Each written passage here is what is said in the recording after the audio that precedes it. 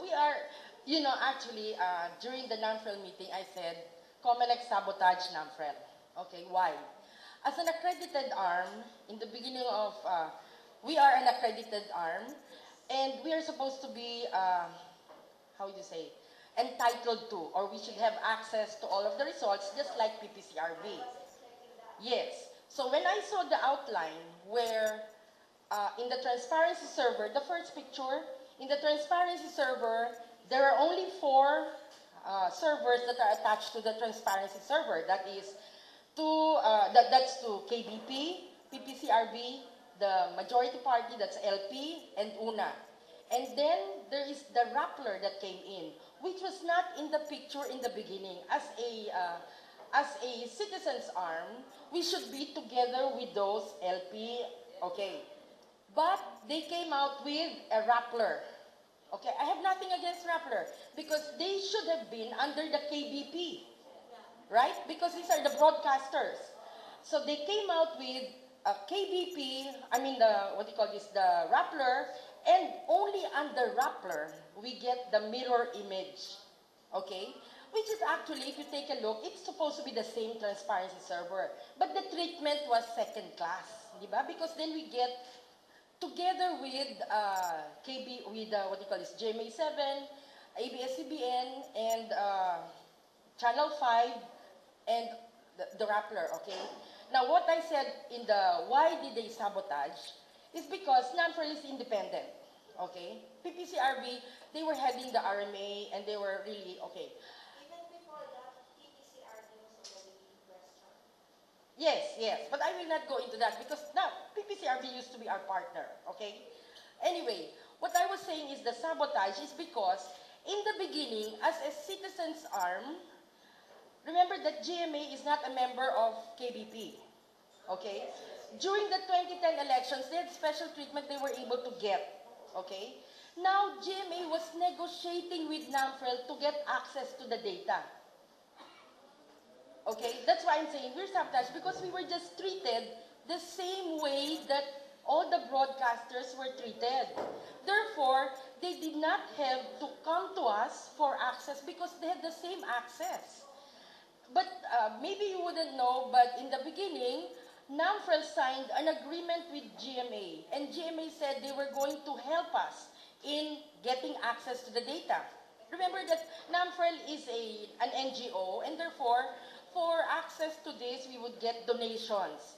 Donations for the servers, for the computers, and all that. So that simple act of giving us equal footing, they did not need to go to us for access to the data. And therefore, they had their own count, and we had our own count. Can you imagine a week before elections, we had to get our servers, the whole network, we had to finish it within a span of a week and a half, okay? The reason I'm saying that is because I was heading the systems group of NAMFREL, and I really found it so frustrating. At least there were some people who lent us our servers and our computers, but imagine you have to get your systems group when you thought you had already the GMA backing you up, okay? Okay, so with that insight, we will go on. We are already in the RMA, yung mga random manual count. How did the votes there behave? Yung pala, all that preparation was towards this. No? This is the NCR RMA. Still dancing the same way. You have to explain, no, that there were 2 organizations that conducted RMA, maybe PPCRB and NAMFREL. I think we should explain Now, that. PPCRB is head of the RMA committee, okay? And NAMFREL was allowed, but we are not members of the RMA team. There is a different RMA team that's composed of people from COMELEC. Yes. That's why we feel like we were second-class citizens, okay? So when we discussed this with Chairman Brillantes, we said, pwede ba ang NAMFREL, because we're not in the committee that's doing the RMA, can we be allowed close access so that we can see whether what they're reading is accurate? Kasi remember, in an RMA, you have to get one ballot after the other, and you have to look at who was voted. Eh, maliliit kung nasa labas ka. So we ask for access to close to the one reading so that we can see na talagang tama ang binabasa. Yes, we were given. And I'm happy to say that NAMFREL was present in at least 130 precincts. And in some precincts, there were no PPCRB volunteers. And some precincts, that's why, because there are 234 precincts that were scheduled for RMA. There were some precincts where, because there was no AES count, people said we cannot do an RMA. There were some precincts where even if there was no AES count, meaning to say there was no machine because the PCOS was sira, no? People still went ahead with auditing and reading the ballot, so you come up with the tally sheet, okay? And that's why we have to include it in the report that in some instances, while we were only able, of course, we didn't also have access to all 234. We tied up, NAMFREL tied up with PICPA to do the RMA, okay? And so there were, we have all the sheets of 130 precincts, but there are some precincts that have no AES, so you cannot use that as a basis for an RMA. When we asked, by the way, COMELEC, because we wanted to compare what we counted with what was the machine count, they don't have a results. We don't know the report. They were supposed to give a report yesterday to the COMELEC Advisory Council. They postponed it. Well, is there a PCR representative here? Yes. To do a computer audit. Whatever happened to these volunteers?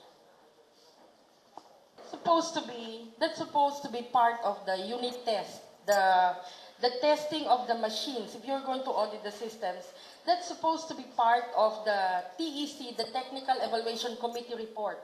They're supposed to check that each machine is able to perform 100% and each machine is accurate. Okay? That is the reason for the mock elections and for the testing, that what they call this, UTS? Final testing and sealing. But there is no computer audit, it seems, of the whole system, as what was shown in the first day. While they had already 12 million votes for just 1,666 precincts, they had no, that means they said that, okay, remember we were asking for a source code review. The AES Watch was asking for a source code review of the PCOS machine. What they did was, there was, I think, not UNA, but Partido, something like, your other, what party of Binay? The PNP. The PDP Laban, and PPCRB requested for a source code review, okay? That is so that they are within the law, okay? What they did was, and I know that Ivan Uy was in charge of the team that did the source code review. They reviewed the source code of the EMS, the Election Management System, and the consolidations, the CCS, the Canvassing and Consolidation System. That was what they claimed to have done. If they did a source code review of the CCS, then that first night fiasco should not have happened. Meaning to say, what happened in the first night was, one batch is entered, the next batch is entered, and after several batches, because every 15 minutes or 10 minutes there are batches that come in, they did not validate that each was a unique precinct coming in. So they just kept on adding and adding and adding. That should have been seen in the source code review, yes, if that was really done on the first day. Okay? So the source code review, they said, so that they comply with what is in the law, that there should be a source code review. But since they couldn't do a source code review of the PCOS machine, because at that time, there was none yet, there was no, what do you call this?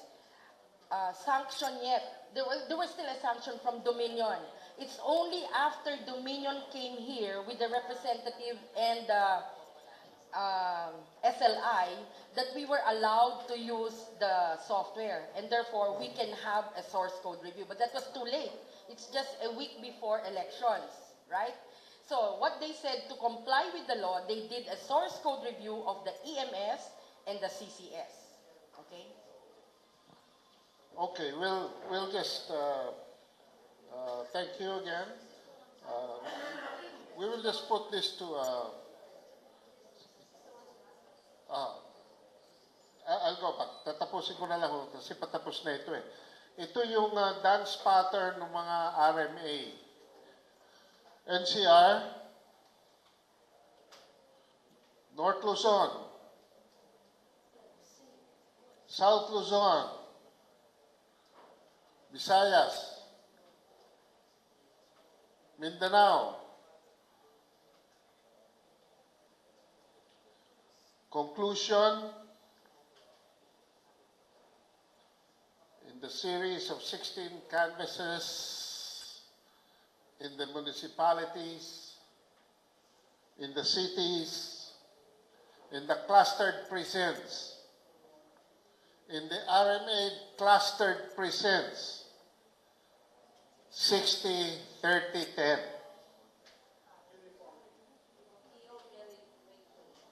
Okay? We're talking here about 37 million voters.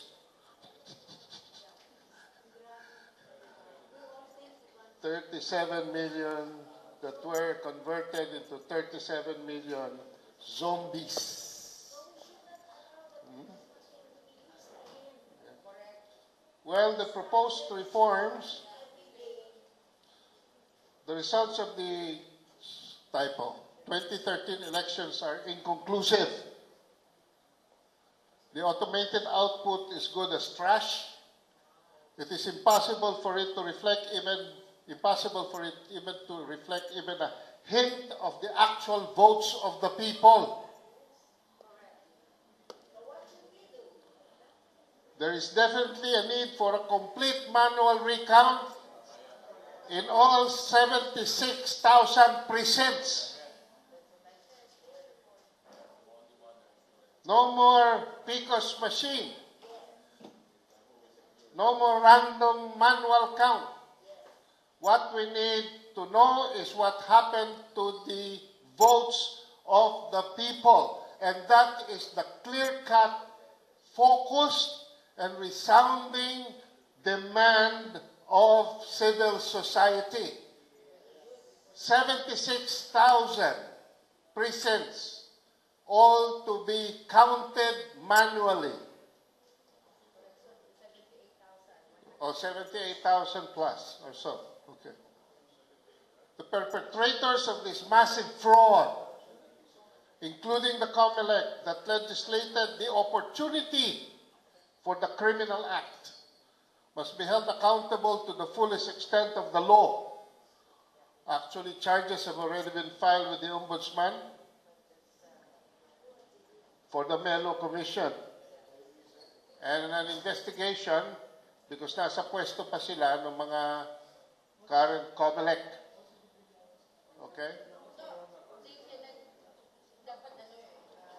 And then, an entirely new method of election must be used for the incoming barangay as well as the 2016 elections.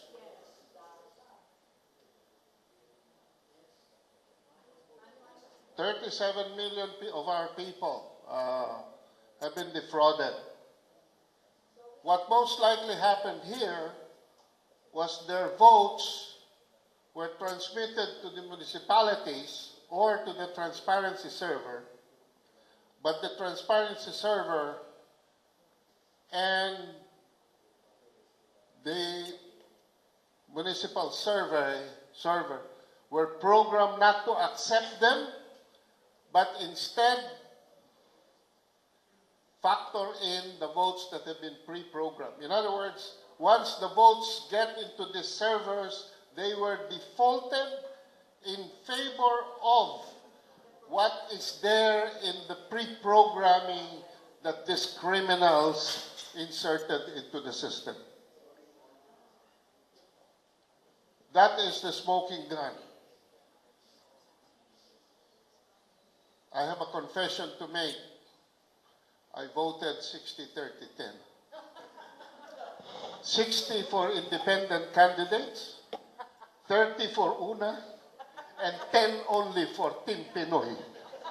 I feel like I was cheated. Don't you feel you were? If you did not, the message is very simple to the people. There is no need for packaging here. The people must be told, if you did not vote 60-30-10, your vote was not counted. How many here voted 60-30-10, Team Pinoy, Una, and Independent, respectively? Can I see a show of hands? But in your precinct, that what we have presented here is the damning smoking gun. Alam niyo po, during martial law, at alam ito ni Manong Johnny, yan po ang aming pinagpipitagan ng mga elderly sa College Editors Guild.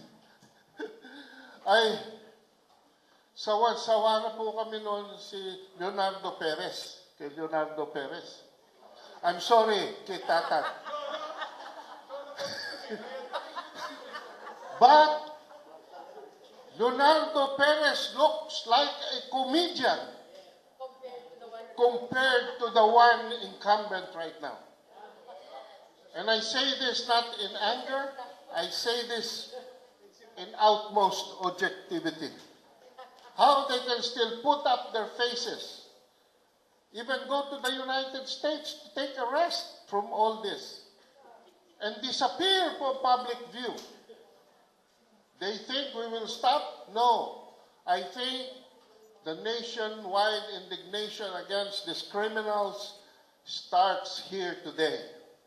And we would like to ask for your utmost help in making every Filipino understand what happened to their sovereignty in the 2013 election, which is merely a more glaring mirror of what happened to their vote in 2010.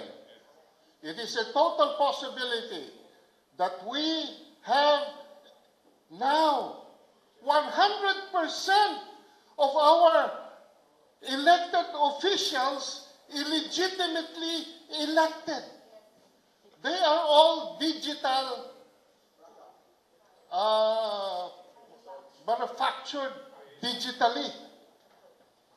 All right? And that is from the very top to the lowest councilor. And nobody can blame us here.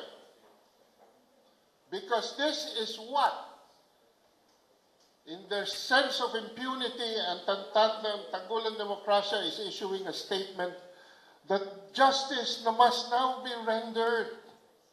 How many cases have been filed in different courts? In the Supreme Court, in the Ombudsman, the Regional Trial Court, even with law enforcement agencies, CIDG, PNP. Nag-file dyan ng Philippine Computer Society, nag-file dyan ng AES, nag-file dyan ng Tandem. Kami ni Mentong at ni Bono Adasa were the first one to file on June 28, 2010. From our filing up to the latest of AES, the judiciary and the law enforcement agencies are now the ones in trial because of this executive order. We no longer trust the executive. We no longer trust the COMELEC. We should no longer trust Congress. All of them could have been illegitimately. I am not saying that as a categorical statement because we are requesting for a complete manual recount here. But they could be. The possibility and the probability is very high.